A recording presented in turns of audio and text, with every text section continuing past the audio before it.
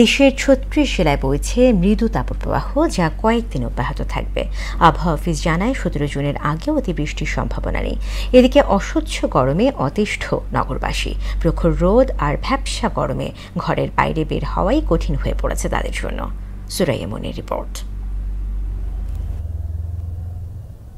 প্রচণ্ড গরমে অস্থির নগরবাসী। গেল দুদিন ধরেই এমন পরিস্থিতি। ঘরের বাইরে কর্মরত মানুষেরা একটু স্বস্তির জন্য গাছের ছায়ায় আশ্রয় নিচ্ছে। গরমের হাত থেকে বাঁচার জন্য অনেকে ঝুঁকছেন ডাব এবং শরবতের দিকে। নগরবাসী জানায়, গরমের টিকে থাকাই কঠিন হয়ে পড়ছে। শীততাপ নিয়ন্ত্রিত ঘর থেকে বের হলে গরমের তীব্রতা বেশি করে অনুভূত হয়। গরমের মধ্যে বাইরে কাজকাম বলেন বা একটু বেরোলেই খুব কষ্ট হয় আর কি। আর তাপের মাত্রাটা এত বেশি, আমরা যারা সুস্থ আছে আমরাই কাহিল হয়ে যাচ্ছে, যারা অসুস্থ, যারা একটু প্রবীণ আছে তাদের জন্য আরো কষ্ট হয়ে যাচ্ছে বিষয়টা।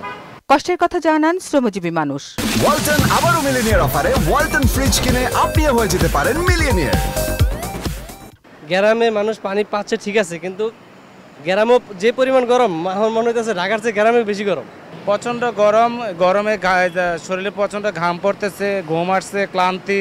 আবহাওয়া অফিস বলছে ৩৬ জেলায় মৃদু তাপপ্রবাহ চলছে। এজন্য দেশজুড়ে এমন হাসফাস অবস্থা। গরমের তীব্রতা কমতে কয়েকদিন সময় লাগবে। গত কয়েকদিন ধরে যে তাপমাত্রার যে তাপপ্রবাহ চলছে সেটা আজকেও অব্যাহত থাকতে পারে এবং আগামীকালকে কিছুটা কমে যেতে পারে। তবে বৃষ্টিপাতের পরিমাণ আরো ৩-৪ দিন মোটামুটি কম থাকবে।